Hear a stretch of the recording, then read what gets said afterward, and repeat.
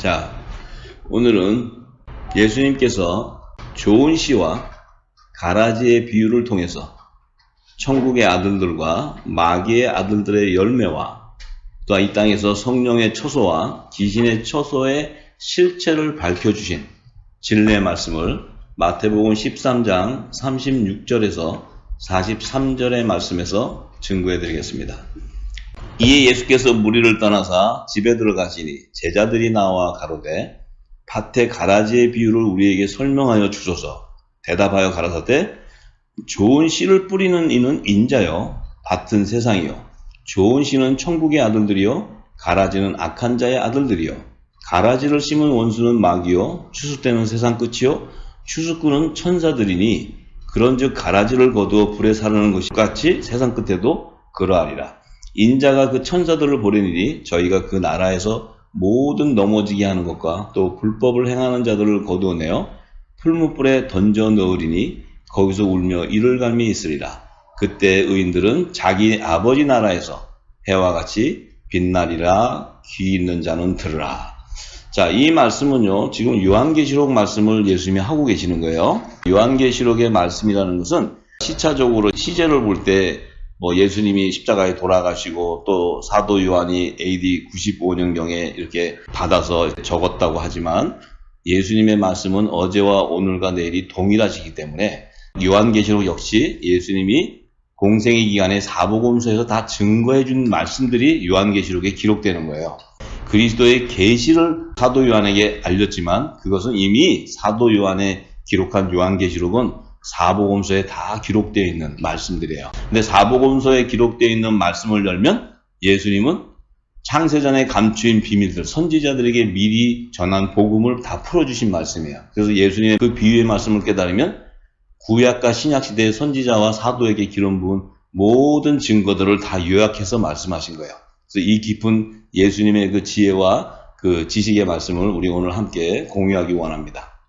먼저 이제 제자들이 그 밭의 가라지 비유를 좀 말씀해달라고 예수님한테 얘기했어요. 그러니까 예수님이 좋은 씨를 뿌리는 이는 인자라고 그랬어요. 그래서 이 좋은 씨라는 것은 이 씨는 누가복음 8장 10절에 보면 하나님의 말씀이라고 그랬어요. 하나님의 말씀. 그래서 하나님의 말씀인데 이 땅에 하나님께서 제정해 주신 두 언약의 말씀은 오직 율법과 복음이에요. 두 언약을 주셨는데 이 예수님이 오셔서 말씀하신 좋은 씨라는 것은 새 언약의 말씀을 얘기하는 거예요. 새 언약의 말씀. 그러니까 옛 언약의 말씀이 아니고 새 언약의 말씀. 그러면 이 새 언약의 말씀에 씨가 이 땅에 뿌려지면 복음의 열매가 열리는 거예요. 복음의 열매. 복음의 열매라는 것은 율법 아래 있는 자들 가운데서 예수님의 피로 속량해서 아들의 명분을 얻게 되는, 그러니까 새 생명으로 거듭나게 되는 천국의 아들들을 얘기하는 거예요. 천국의 아들들. 이 천국의 아들들이 바로 하나님의 아들들이에요. 하나님의 아들들. 그래서 이 하나님의 아들들은 창세전에 어린 양의 생명책에 성령의 약속을 받은 하나님의 자녀들로 예수 그리스도의 몸 안에 생명으로 있던 자들이에요. 생명의 씨. 자, 그래서 이제 그 말씀을 좋은 씨라는 그 말씀 속에 이미 이 좋은 씨를 열면은 창세기 1장부터 계시록 22장까지가 다 열리는 게 이 좋은 씨예요.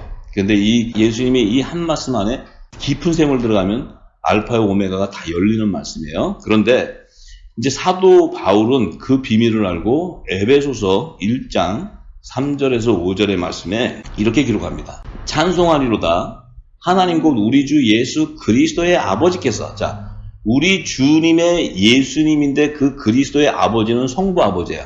근데 그 성부 아버지는 사도 바울이 내 아버지라고 그래요. 내 아버지. 그러니까 예수님의 아버지나 우리 아버지나 동일하다 이 말이에요. 동일하다. 그러니까 예수님은 성부 아버지의 독생자세요. 독생자. 그러니까 맏아들이에요. 우리는 양자의 영을 받은 하나님의 자녀들인 거예요. 그래서 예수님과 본질이 같기 때문에 우리가 예수님의 몸으로 지체로서 연합을 이룰 수 있는 거예요. 왜냐하면 예수님의 몸이 거룩한데 그 성령이 거하는 거룩한 성전으로 세워지는 자들과 연합이 이루는 거지 아무나 하고 예수님의 몸이 연합을 이룰 수가 없어요. 비밀을 우리가 알아야 되고, 그런데 예수 그리스도의 아버지께서 그리스도 안에서 하늘에 속한 모든 신령한 복으로 우리에게 복을 주시되 곧 창세전에, 그러니까 이 땅이 물질 세계가 이루어지기도 전에 예수님 그리스도 안에서 우리를 택했다는 거예요. 그러니까 예수님 그리스도 안에 물질세계 우주와 이 지구 땅이 창조되기도 전에 예수님 안에서 우리를 택하사 우리로 사랑 안에서 그 앞에 거룩하고 흠이 없게 하시려고 그 기쁘신 뜻대로 우리를 예정하사 예수 그리스도로 말미암아 하나님 자기의 아들들이 되게 했다는 거예요. 그래서 이것은 뭐냐면 예수님이 이 땅에 오셔서 이 복음의 씨, 새 언약의 말씀을 뿌렸더니 그 씨앗이 바로 복음의 아들들이 나온다는 거예요. 복음의 아들들. 그 복음의 아들들이 바로 창세전에 예수님 몸 안에 예정해 놓은 자들이라는 거예요. 택정해 놓은 자들. 그러니까 이들이 바로 어린 양의 생명책에 기록되어 있는 빛의 자녀들을 얘기해요. 자, 그런데 이미 예정이 되어 있는데 에베소서 1장 13절에서 14절의 말씀에 바울이 이렇게 증거합니다. 그 안에서, 그 예수님의 안에서 너희도 진리의 말씀, 그 예수님이 이 땅에 전하신 영이요 생명의 그 말씀은 영생의 부활을 일으키는 진리의 말씀이라는 게 진리의 말씀. 근데 새 언약의 그 진리의 말씀을 예수님이 비유로 얘기하셨기 때문에 우리가 몰랐다는 거예요. 전부 다 이 땅의 지식으로 알았기 때문에 뭐가 없었냐면 우리 몸이 부활할 수 있는 몸으로 되지 못했다는 거야. 내 안에 그리스도의 옷으로 갈아입지 못했다는 거야.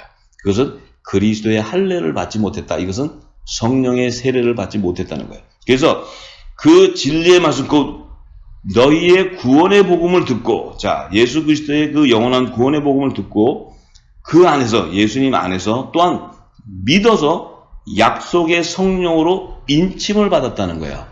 약속의 성령으로 인침을 받았다는 것은 창세전에 예수 그리스도 안에 성령의 약속을 받은 자들로 이미 예정되어 있는 자들이에요.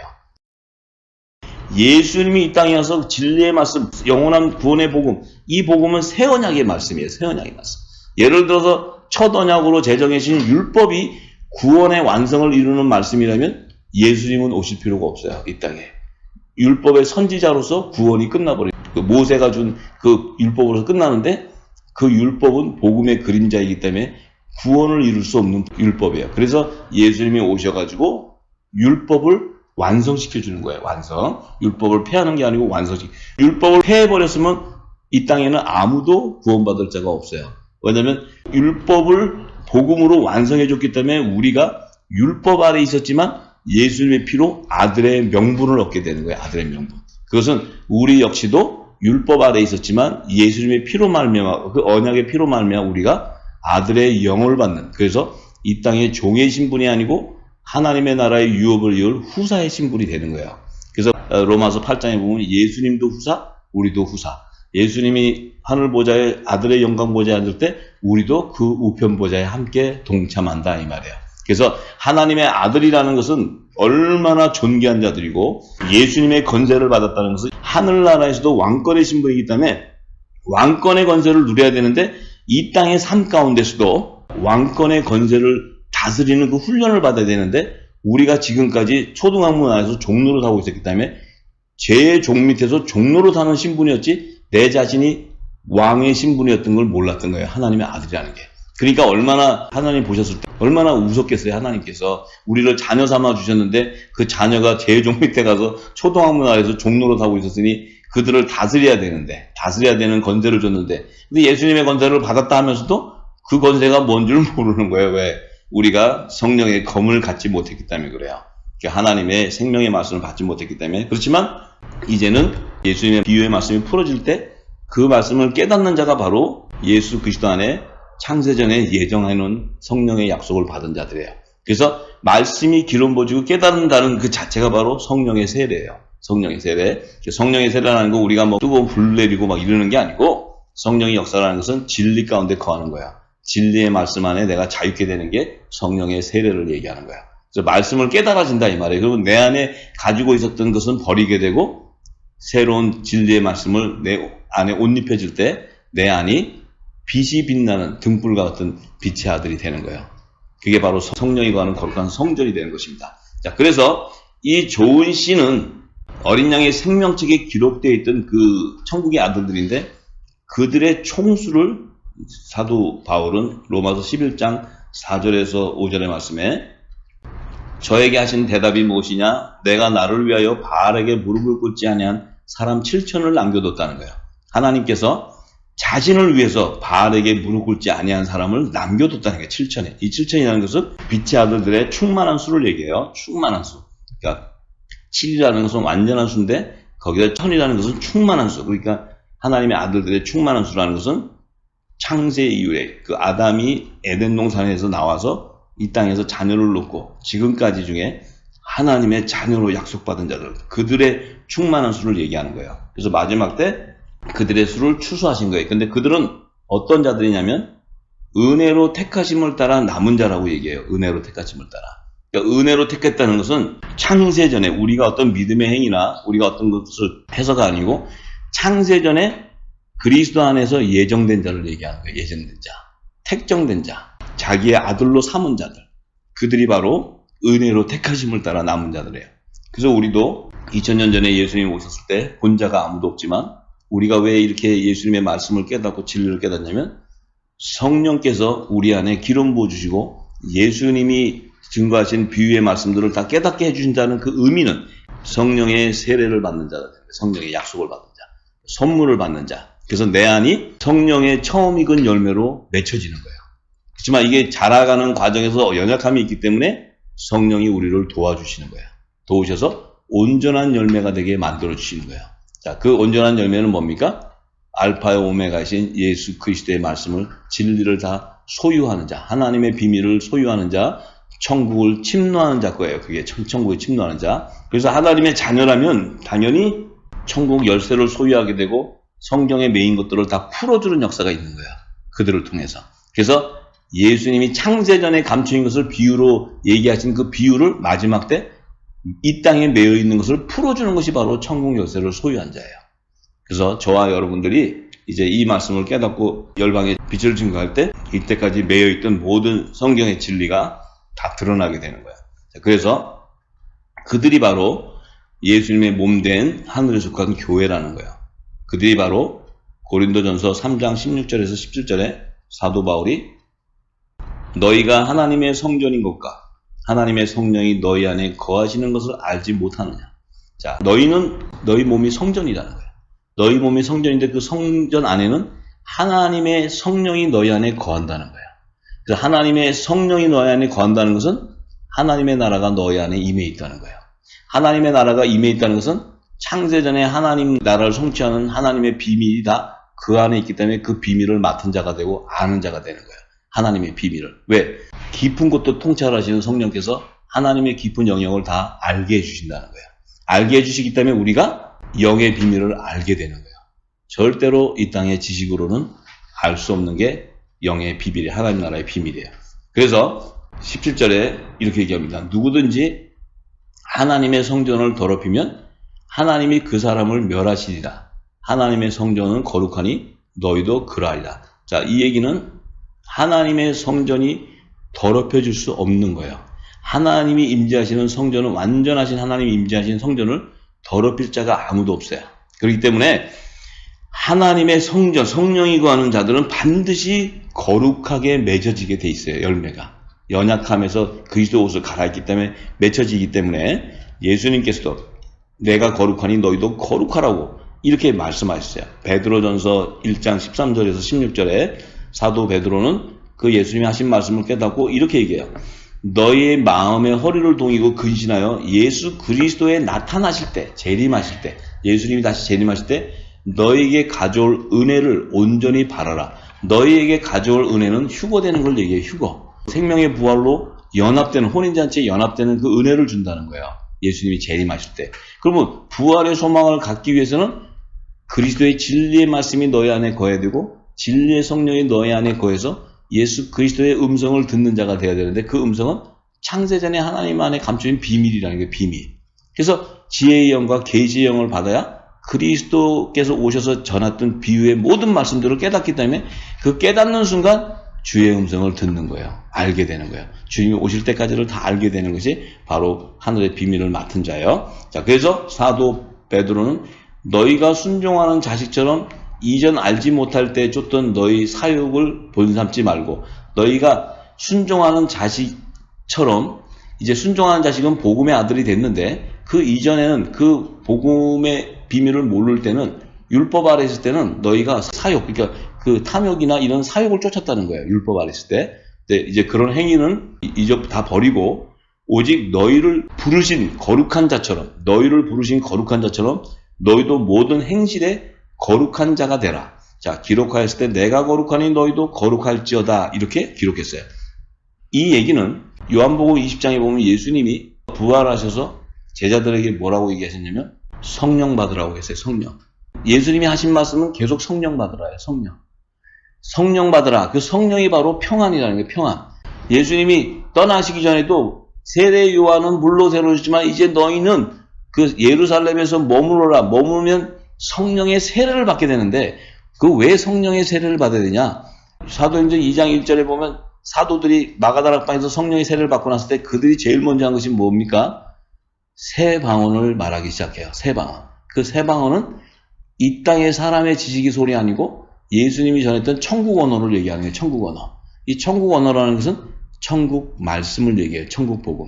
그 천국 복음 안에는 뭐가 기록되어 있냐면 하나님 나라의 비밀이 기록되어 있는데 그 비밀을 이들이 증거할 때 그곳에 있던 사람들이 하나님의 나라를 예언하고 하나님 나라를 꿈을 꾸고 환상을 보는 그 요엘 선지자의 그 기름 부음이 열리기 시작하는 거예요.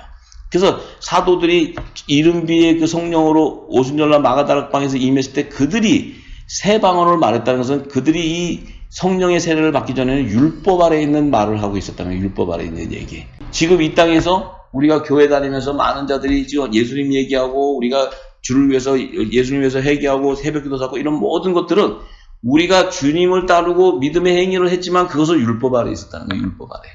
그것은 새 언약의 말씀이 아니었다는 거예요. 새 언약의 말씀.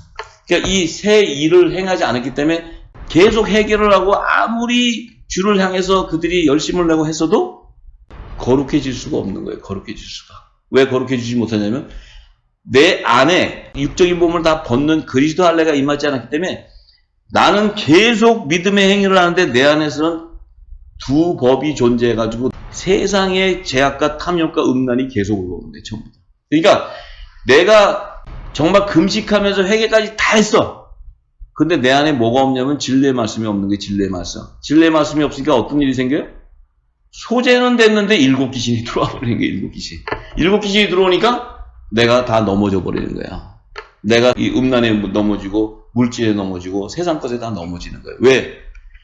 내가 아무리 회개를 하고 아무리 내 믿음으로 지키고 내가 정말 금식하고 한다 할지라도 그리스도의 진리의 말씀을 못 들었기 때문에 내 육적인 몸은 그 진리의 말씀의 성령의 불이 내 안에 있던 모든 죄악들을 태워야 되는데 그것이 태워지지 않은 상태에서 내가 회개하고 했기 때문에 진리가 나를 자유케 할 수 없었고 소재는 된 것 같지만 내 육은 살아있는 거예요. 내 육은. 그렇기 때문에 일곱 귀신이 들어오게 되면 그 이전보다 더 악하게 되는 거예요. 그래서 지금 이 시대는 어떻게 됩니까? 예수님을 더 많이 믿고 교회는 더 많이 생기고 복음이라고는 더 많이 전파되고 하는데 이 땅에서는 더욱 의심과 분노와 분쟁과 또 사랑이 메마르고 식고 돈을 사랑하는 것을 일만하게 악이라고 그렇게 부르짖어도 모든 자는 돈을 사랑하게 되는 거예요. 돈을. 물질을 사랑하게 되는 거예요. 그래서 내 겉으로는 외식적으로 믿음의 행위를 하는 거지만 내 안에서는 그 물질과 음란으로 다 쓰러져 버리는 거예요. 전부 다. 왜? 그리스도의 진리의 말씀이 들어서 내 안에 모든 것이 다 해결함을 받아야 되는데 그 해결함을 받지 못하기 때문에 어떤 결과가 생기냐면 계속 소재는데도 일곱 귀신이 들어와요. 왜? 내 안이 거룩하게 되면 뭐가 못 들어와요? 귀신은 절대 들어올 수 없는 거예요. 거룩한 곳에 귀신이 들어옵니까? 절대로 들어올 수 없어요. 예수님 안에 귀신이 들어가요? 어떻게 예수님 안에 귀신이 들어가요? 귀신이 예수님을 시험코자 했을 때 예수님 안에서는 생명의 말씀으로 대적하게 되는 거예요. 귀신을. 그 안에는 새 언약의 말씀이 가득하기 때문에. 그러니까 귀신이 들어가지도 못하고 예수님이 지나갈 때는 귀신이 미리 알고 다 도망가 버려요. 예수님 앞에서 전부 다 왜 예수님 때가 안 됐는데 왜 벌써 와가지고 우리를 이렇게 합니까? 이 귀신들이 예수님을 더 잘 알아요. 왜? 그 예수님 안에는 거룩한 성전인데 그 안에는 새 언약의 말씀만 가득 채워져 있는 거야. 하나님 나라의 복음. 그 기름 부음이 우리 안에 가득 채워지면 우리가 예수님의 진리를 전하는 등불이 돼버려요. 등불. 그 등불이 되니까 그 등에 기름을 담게 되면 어떻게 돼요? 귀신이 들어올 수가 없는 거예요. 성령이 거하는 초소가 되는 거지 귀신의 초소가 안 된다 이 말이에요. 그래서 이 진리의 말씀이 없으면 귀신이 들어갔다 나왔다 귀신의 초소가 돼버려요. 그러니까 전부 다 사람들이 진리를 모르고 행하고 있기 때문에 그 안이 나중에는 더 열악하게 되고 더 강팍하게 되고 정죄하게 되고 판단하게 되는 이런 일들이 지금 비일하기 때문에 믿는 자들이 지금 의에 줄이고 목마르고 영적 말씀의 기갈에 고통당하고 있는 거예요. 자, 그래서 사도 바울이 로마서 8장 23절에 이 성령의 처음 익은 열매라는 것은 아까 에베소서에 말했듯이 창세전에 그리스도 안에서 택정되어 있는 그 하나님의 아들들의 열매가 이 땅에 나왔을 때 그 복음의 씨로 그 열매가 맺혀지는 그 열매를 성령의 처음 익은 열매라고 하는 거예요. 성령의 처음 익은 열매. 자, 그래서 성령의 처음 익은 열매를 받은 우리, 이 성령의 처음 익은 열매라는 것은 성령의 약속을 받은 자를 얘기하고 성령의 세례를 받은 자를 얘기하는데 그들 안에도 속으로 탄식돼서 양자가 될 것, 곧 양자가 된다는 것은 하나님의 아들이에요. 하나님의 양자형을 받은 아들이 되는 건데 그 아들이 곧 우리 몸의 구속을 기다리는데 우리 몸에 하나님의 아들이 되면 그 구속을 받은 완전한 증거는 뭐냐? 예수님이 재림하실 때 우리가 부활하는 것이 완전한 구속이 되는 거예요. 우리 몸이. 그러니까 우리가 지금 주님 오실 날을 이제 가까워갖고 다 아는데 그때가 되기까지 말씀으로 채우고 기름을 부어서 우리가 이 성령의 충만함을 받게 되는데 예를 들어서 우리가 외식적으로는 받았다고 하는데 주님이 딱 공중재림하시는 그 순간이 되면 어떤 일이 일어나냐면 죽은 자가 먼저 부활로 살아나는 거예요. 죽은 자가. 낙원에 있는 자들을 먼저 하나님이 예수님 공중재림할 때 하나님이 이 땅에 와서 그 영이 신령한 몸으로 부활해서 부활체로 살아요. 그래서 사도 바울이나 이런 자들이 근데 이제 우리가 마지막 때 사명자들은 살아있는 우리 몸이 호련히 변화되는 거예요. 호련히. 부활의 몸으로. 근데 그 부활의 몸이 될 수 있는 비밀은 뭐냐? 행위로서 되는 게 아니고 내 안에 살리신 이의 영이 있느냐 없느냐예요. 살리신 이의 영이. 로마서 8장 11절에 예수님도 메시아라 해도 그분이 하나님의 아들로서 성령의 세례를 받고 성령의 기름 부음을 받았기 때문에 주와 그리스도라 칭함을 받았지만 그분이 십자가에서 돌아가시고 3일 만에 부활의 첫 열매로 신령한 몸으로 살아날 수 있는 그 팩트는 뭐냐면 살리신 이의 영이 그 안에 있는 거예요. 예수님 안에. 예수님 안에 살리신 이의 영이 있는데 그 살리신 이의 영이 뭐냐면 바로 새 언약의 말씀이에요. 새 언약의 말씀. 그 새 언약의 말씀이 예수님이 이 땅에 와서 내가 너에게 전한 말이 영이요 생명이라고 말씀하신 그 천국 복음이 진리가 있느냐야. 그것이 있는 자야지만 우리가 몸의 구속함을 받는다는 것은 예수님이 재림하고 오실 때 우리가 그의 몸에 들러붙게 되는 거예요. 부활돼서. 들러붙는 그 부활의 열매가 되는 거예요. 근데 내 몸이 신령한 몸으로 부활되지 못한다면 아무 의미가 없는 거죠.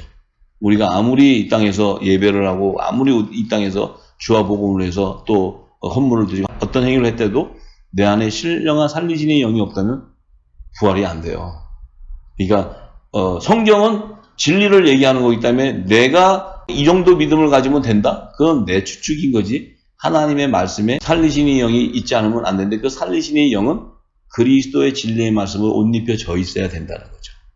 자, 그래서 이제 로마서 11장 16절엔 사도 바울이 예수님과 그의 몸된 지체를 이렇게 표해요. 제사하는 처음 익은 곡식가루. 그러니까 제사하는 처음 익은 곡식가루라고 얘기할 때는 이 제사는 초실절에 하나님 앞에 드리는 부활의 열매를 얘기해요.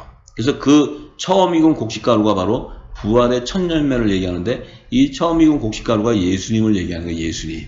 그러니까 예수님이 이 땅에 육신의 몸을 입고 있는 그 종의 형체로 오셨기 때문에 반드시 그분도 성령의 세례를 받고 성령의 기름 부음을 받아야 그 몸이 의의 직분자로서 새 언약의 말씀을 증거하는 직분자로서 고운 가루가 되어야 된다는 건 뭡니까?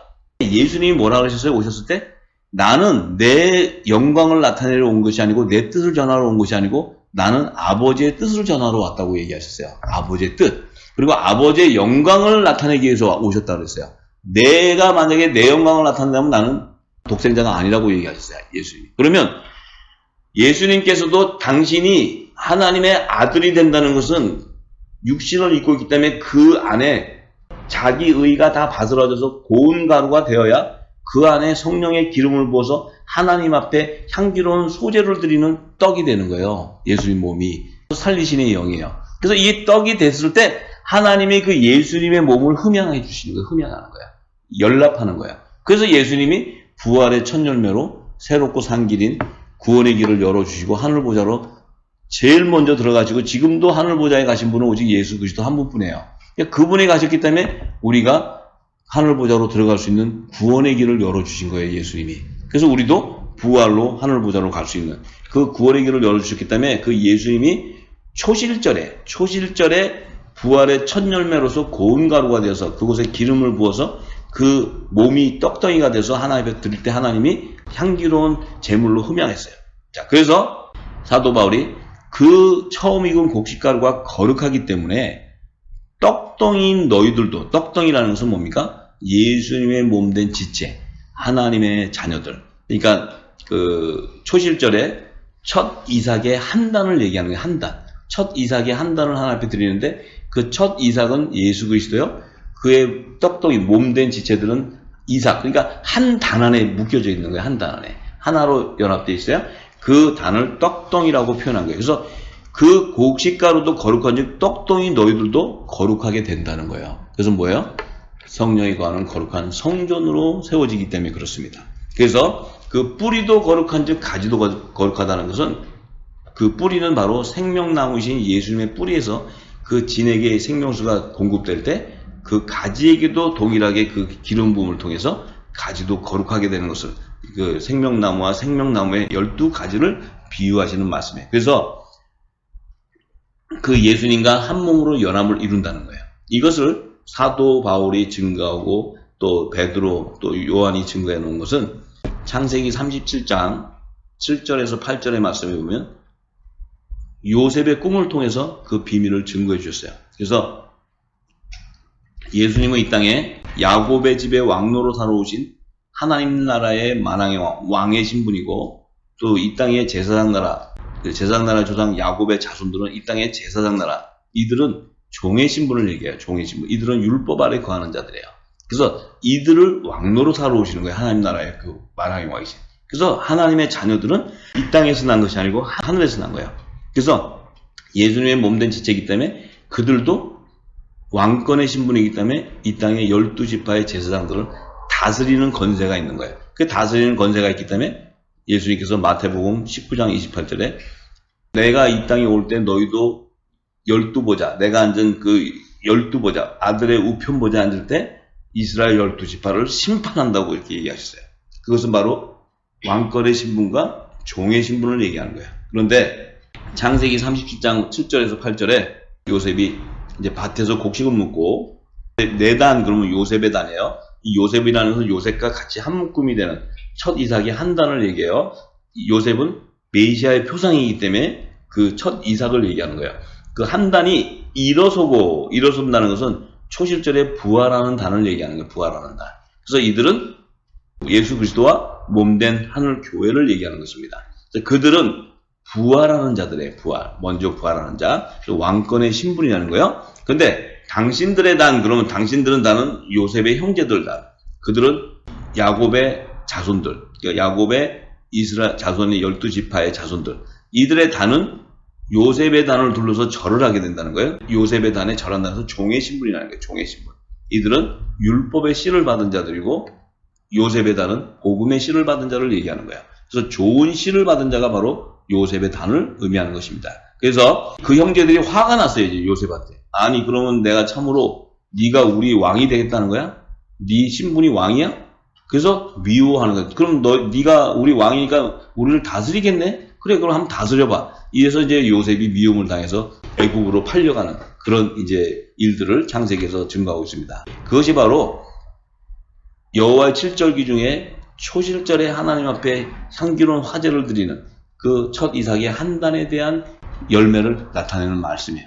그래서 갈라디아서 4장 5절에서 7절에 사도 바울이 그들이 바로 율법 아래 있는 자들 가운데서 예수의 피로 속량해서 아들의 명분을 얻게 되는 자들이고, 그 명분을 얻은 자들은 그 아들의 영, 자, 이 아들의 영 그러면 예수 그리스도의 영이에요. 그리스도의 영, 양자의 영을 얘기하는 거예요. 성령을 얘기해요. 이 영은 요한복음 14장 26절에 예수님이 이렇게 말씀하셨어요.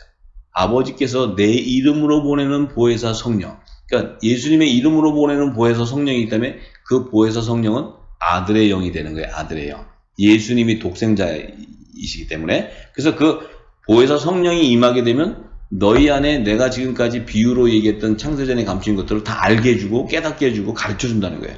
그래서 너희가 알게 되기 때문에 새 언약의 말씀을 알게 되니까 어떤 신분이 되냐면 자기가 율법 아래에 있었던 종의 신분이었는데 그 새 언약의 말씀 아들의 영을 깨닫고 받으니까 이제 종들은 하나님을 하나님 여호와 하나님 이렇게 부르지만 하나님의 아들은 아바 아버지라고 부른다는 거예요. 아바 아버지. 이 부르는 그 명칭이 달라져요. 이 땅에서 종의 신분이면 하나님을 아버지라고 부르면 안 돼요. 왜냐하면 주인 어른이기 때문에 어르신, 주인 어르신 아니면 하나님 이렇게 불러야 되는데 하나님의 자녀는 자기의 아버지이기 때문에 예수님도 아버지라 그래요. 우리 아버지. 우리도 하나님의 자녀들은 아바 아버지라고 부른다는 거예요. 아바 아버지. 그 아바 아버지라고 부르기 때문에 하나님 나라의 유업으로 열 상속권을 받게 되는 거예요. 이것이 바로 하나님의 자녀의 신분이에요. 그러면 이 자녀라는 것은 하나님 나라의 왕자의 신분이란 말이에요. 왕자의 신분. 이 왕자의 신분이 자신의 정체성을 몰랐기 때문에 정체성을 몰랐다는 것은 지금까지 그 새 언약의 말씀을 몰랐기 때문에 성령의 검을 갖지 않았기 때문에 이 검을 가져야지만 이 불의 말씀과 이 예수 그리스도의 성령의 능력이 나타날 텐데 이것을 갖지 않았으니까 계속 연습만 하는 거예요. 연습. 이렇게 흉내만 낸 거예요. 흉내만 내니까 어떤 결과가 생기냐면 흉내하고 진리하고는 다른 거거든요. 흉내는 외식적이 돼버려요. 외식적. 근데 진리는 말에 있는 것이 아니고 능력으로 나타나게 되는 거예요. 그러니까 성령의 기름 부음을 받고 진리 안에 거하면 내가 그리스도의 말씀을 증거할 때 그 증거되는 역사가 나타내 버리는 거예요. 일어나게 되는 거예요. 병든 자가 치유하게 되고 또 새 방언을 말하게 되고 이런 예수님께서 약속하신 말씀들이 다 이루어지는 것입니다. 그래서 성령의 처음 익은 열매 이것을 마지막 때 추수하는 시기가 창세기 41장 26절에 바로왕을 통해서 7 좋은 암소와 7 좋은 이삭을 통해서 7년 풍년의 안식년 기간 때 추수할 것을 예고해줘요. 계시해놔요. 그래서 이제 요셉이 바로왕의 두 꿈을 해석해 줍니다. 거기서 7 좋은 암소는 7 해요. 7 좋은 이삭도 7 해니 그 꿈은 하나다 이렇게 얘기하면서 여기서 7 좋은 암소 7회 7년 풍년 때 이제 거둬들인 7 좋은 암소라는 것은 이 암소라는 의미는요 하늘 제단에 드리는 제물이에요. 이 땅에서 제사장 나라에서 하나님 앞에 그 번제를 드릴 때 암소도 잡아서 이렇게 양도 잡고 이렇게 제물을 드리는 건데 이 암소의 의미는 암소라는 것은 새끼를 놓잖아요. 이 열매를 낳는단 말이에요. 그러니까 암소 그러면 이 땅에 우리에게 비유로 가르쳐 주는데 이 암소는 의의 열매를 낳는 거룩한 성전을 얘기하는 게 거룩한 성전. 하늘 성전을 얘기하는 게 하늘 성전. 하늘 교회. 그러니까 7 좋은 암소 그러면은 의의 열매를 낳는 거룩한 성전을 예표하는 거예요. 그래서 더군다나 7 좋은 암소 그러면 바로 성령이 거하는 거룩한 성전으로 세워지는 7천인의 빛의 아들들을 예표하는 그 계시의 말씀이에요. 이들을 7회에 거둔다는 게 7년 풍년 동안에. 그러면 7 좋은 이삭 그러면 아까 얘기했죠? 이삭 그러면 초실절에 드리는 이삭의 첫 단을 얘기해요. 첫 이삭의 한 단. 그 첫 이삭의 한 단이 바로 요셉의 단이라는 거예요. 그 요셉의 단이 한 묶음이 7 좋은 이삭 그러면 7천인의 하나님의 아들들을 얘기하는 거예요. 자, 이것이 하나님 앞에 초실절에 향기로운 화제를 드리는 거예요. 그들은 반드시 고운 가루가 돼서 성령의 기름이 부어져서 떡을 만드는 그자야지만 소재로 드릴 수 있는 거예요. 하나님 앞에. 향기로운 소재로. 그래야 하나님께서 그것을 연락하는 거예요. 흔들어 연락하는 거예요. 자, 이 비밀이 그 안에 다 함축되어 있어요. 그래서 그들을 추수하는 그 시기를 하나님의 시간표로 7 풍년의 안식년대 창세기 41장을 쭉 읽으면 마지막 때 하나님이 행하실 일들에 대해서 7년 풍년과 7년 흉년의 안식년을 주셨는데 마지막 때의 세대를 갖다가 예고하는 것이 70번째 대희년의 해를 얘기하는 거예요. 그래서 이 70번째 대희년의 해가 바로 2015년 속죄일에서 2016년 속죄일을 맞이하게 되는데 그때에 7 좋은 이삭을 거둬들이는 그 시기를 안식년이 마지막 70번째 대희년의 해가 안식년과 겹쳐집니다. 그래서 이 7년 그 풍년의 안식년 기간이 2015년에서 엘루를 해서 2022년 엘루를 해요. 그러니까 대희년의 해는 2015년 속죄에서 2016년 속죄 1년 그 한 해가 되는데 이 대희년의 기간은 50년 기간이에요. 그 50년 기간이라는 것은 2064년 속죄일까지가 대희년의 세대인데 그 세대 안에 첫 번째 맞이하는 7년 풍년의 안식년 기간이 2015년 엘루로에서 2022년 엘루로의 기간, 이 기간이 좋은 일곱 이삭, 좋은 일곱 암소를 거두는 이 충만한 수를 의미하는 것이 바로 7천인의 하나님의 아들들의 열매를 추수하는 하나님의 시간표로 제정해 주신 거예요. 그래서 이 비밀을 풀면 지금 우리가 살고 있는 이 시기, 지금 이때가 바로 일곱 좋은 이삭을 거두는 이 추수의 때예요. 추수의 때.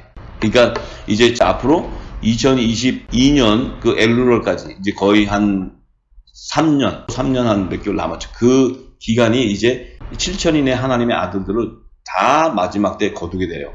그러니까 그 비밀을 지금 사도 요한, 모세 또 예수님께서 다 증거해 주는 말씀이에요. 자, 그래서 이제 우리가 좋은 시에 대한 그 깊은 영역이 들어가면 한도 없는데, 자, 이제 예수님께서 그러면 가라지의 시에 대해서 잠깐 말씀을 하실 때 그 가라지는 악한 자, 마귀의 자녀로 얘기를 하셨어요. 예수님이. 그래서 그 마귀의 자녀는 나오는 씨가 달라요. 그 나오는 자손의 계보가 다른데 가인의 자손에서 나오는 자들이라는 게 가인의 자손. 그것이 요한복음 8장 44절에서 47절에 증거하셨는데 예수님께서 너희는 마귀의 아비에서 났다는 거예요. 마귀의 아비는 처음부터 살인한 자라는 거예요. 이게 가인을 얘기해요. 근데 왜 그 가라지 씨는 그 마귀의 아비에게서 났냐면 그 가라지 안에는 진리가 없다는 거예요. 진리가. 그러니까 가라지 씨 안에는 진리가 없기 때문에 일곱 좋은 이삭이 못 되는 거예요. 진리가 없다는 거예요. 그러니까 진리가 없기 때문에 어떻게 돼요? 진리가 없는 자이기 때문에 예수님을 핍박하고 예수님의 죄를 책잡으려고 그러고 예수님이 말씀한 그 말씀을 대적하게 되는 거예요. 그들이 대적하게 된다는 것은 하나님께 속하지 아니한 자이기 때문에 그렇다는 거예요.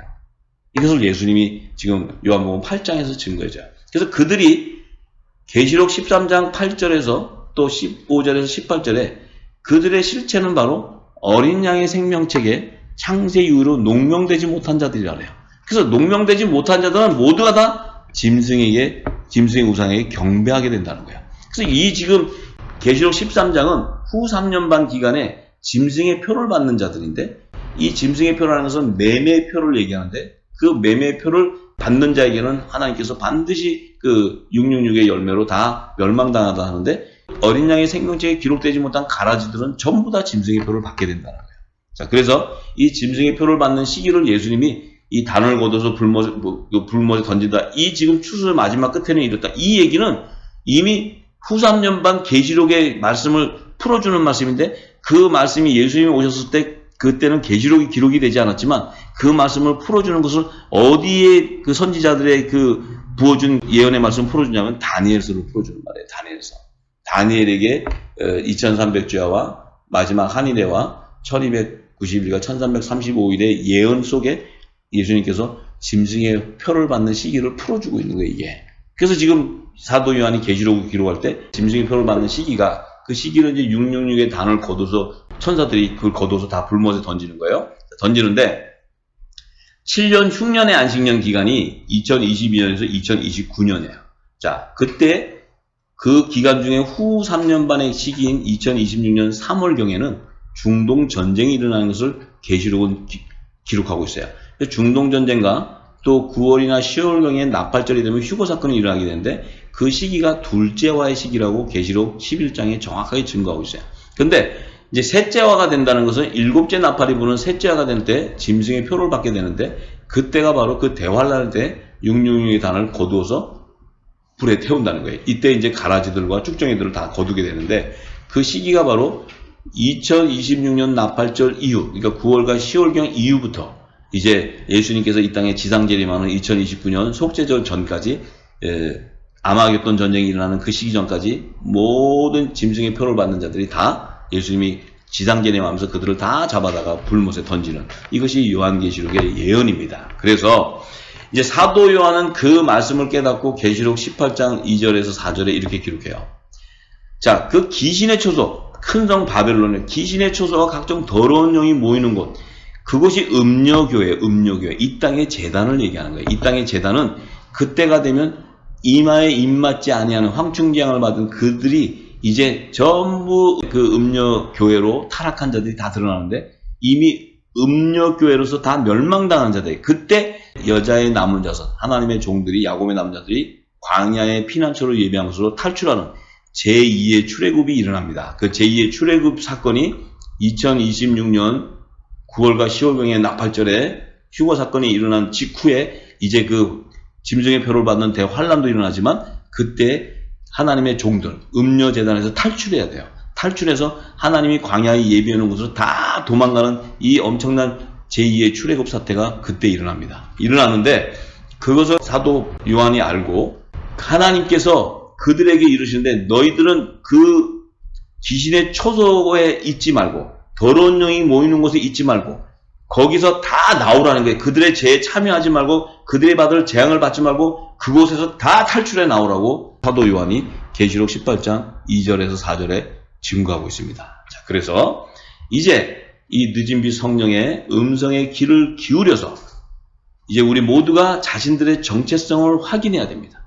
내가 성령의 초소로 예비해 놓은 천국의 아들인지, 하나님의 아들, 좋은 씨의 열매로, 복음의 씨의 열매로 나오는 하나님의 아들인지, 아니면 내가 그 성령의 기름 부음을 받지 못하고 하나님 말씀을 모르고 이 땅의 소경들이 증거하는 사람의 지식을 쫓아가는, 그래서 그들이 결국은 귀신의 초소로 세워지는 그 666의 열매로 맺혀서 모두가 다 짐승의 표를 받는 그 대환란으로 들어가는 자들인지, 내 안에 그리스도의 진리의 말씀을 깨닫는 자는 반드시 성령의 처음 익은 열매로 나오게 될 것이고, 좋은 씨로 나오게 될 것이고, 그것을 깨닫지 못하는 자는 반드시 짐승의 표를 받는 666의 열매로 나옴으로써 그들은 귀신의 초소로 쓰임받게 되고, 성령이 처음 익은 열매들은 성령이 거하는 초소로서 마지막 때 진리의 빛을 증거하는, 열방을 회복시키는 그 빛의 자녀로 나타나게 될 것입니다. 저와 여러분들은 이 예수님께서 증거한 이 씨 뿌리는 비유를 통해서 내 자신의 정체성을 다 깨닫고, 내가 진리의 성령의 음성을, 늦은 빛 성령의 음성을 듣고 모든 민족에 이 다시 예언하는 영원한 복음을 증거하는 복음의 아들들이 다 되시기를 소망합니다.